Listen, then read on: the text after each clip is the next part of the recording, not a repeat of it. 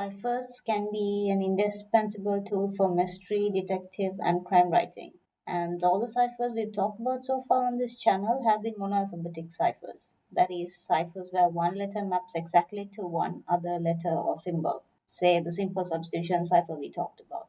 And as we've discussed, a major problem with this type of cipher is that they are very easy to break, especially if you have a lot of text to work with. So, if all you have is a few short sentences, like in The Adventure of the Dancing Man, it can be quite challenging to the detective. But if the message is a fairly long paragraph or a few paragraphs, then your detective can probably break it in their sleep.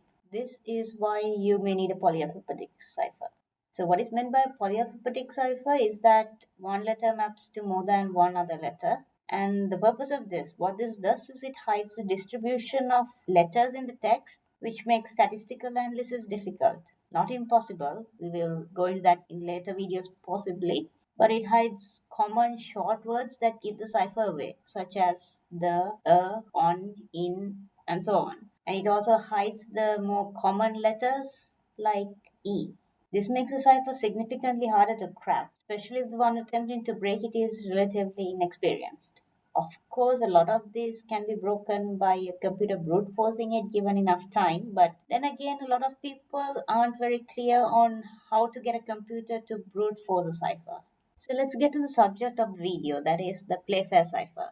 This is interesting because it encrypts pairs of letters or bigrams rather than single letters, which makes it stand out even among polyalphabetic ciphers. What this means is instead of trying to find statistical data of the usual 26 letters, you'd be looking for statistical data for 25 multiplied by 24, that is 600 combinations of letters. I'll be going to why it's 600 later, but this makes it impossible to break without a considerable amount of text to start with because you're looking for a statistically significant distribution of 600 bigrams. Another interesting thing about this cipher is this cipher has been used for military applications for real in World War One and World War Two. Of course, with modern computers breaking it in a fraction of a second, it's not really secure enough for the purpose anymore. So, how does this work? Well, at the heart of it is a 5 by 5 square grid as you see on screen right now. You're going to need a key for this cipher to work, so let's go with cipher as the key because why not? The first thing to do is to fill the grid with the cipher. If there are any repeated letters in your keyword or phrase, skip them.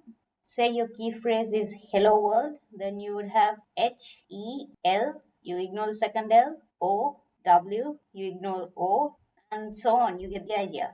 So for this example, we are going with cipher as the key. Once this is done, fill the grid with the rest of the letters of the alphabet. As you see, there are only 25 places in the grid because it's a 5 by 5 grid. So that means you will have to drop one of the letters. Some people drop Q or some such uncommon letter and let the person who deciphers the cipher figure it out, that this letter is missing. What I prefer to do is to combine I and J because that's how it was in the Latin alphabet originally, so that sort of makes sense. You can use any method you like, honestly, for this one. And incidentally, that is why you have 600 pairs. Combinations possible are repeated letter pairs, as you will see. So you will have 25 choices for the first letter and 24 for the second letter of the bigram. So that gives you 25 multiplied by 24 combinations, that is 600.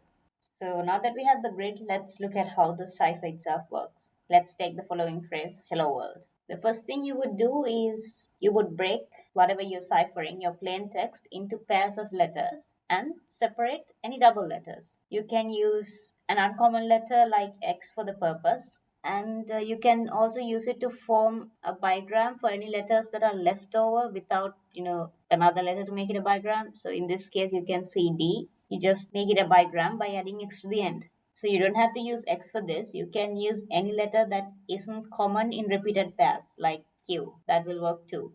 Now that we've split our plain text into bigrams, we can now cipher it bigram by bigram. So the first bigram here, the first pair of letters is HE.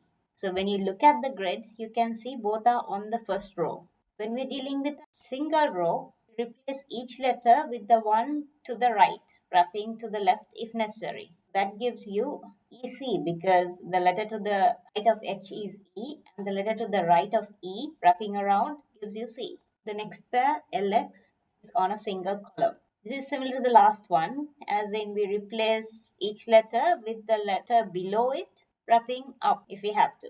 Basically, the same as before. So that gives us SP. Is how you encipher letters that are in a single row or in a single column, if both letters of the bigram are in a single row or single column.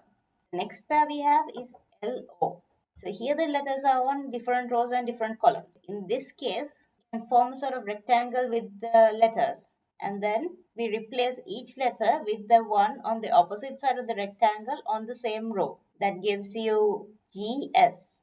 WO is another rectangle. That means we follow the same procedure as the previous one. Same row, opposite column. So that gives you BQ. RL is another rectangle again. So using the same process, you get BG. DX is another rectangle. And again, same process, you get BY. And so that gives us our ciphered message.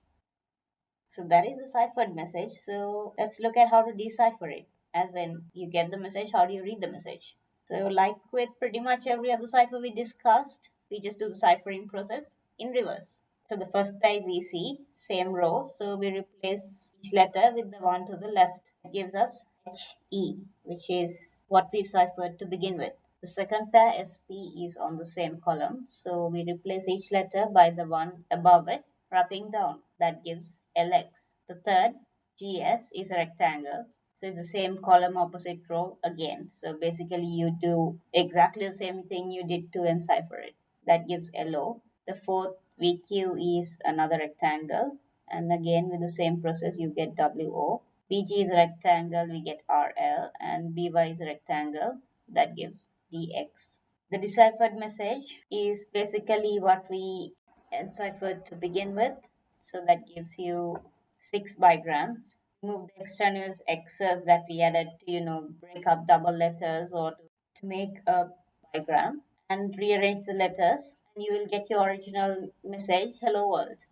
So that is the basics of how the Playfair cipher works. So now you can go ahead and have fun with it.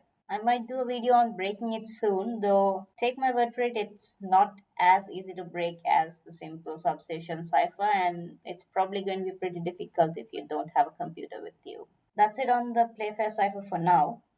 And if you have any questions regarding it, please ask in the comments. And see you next time.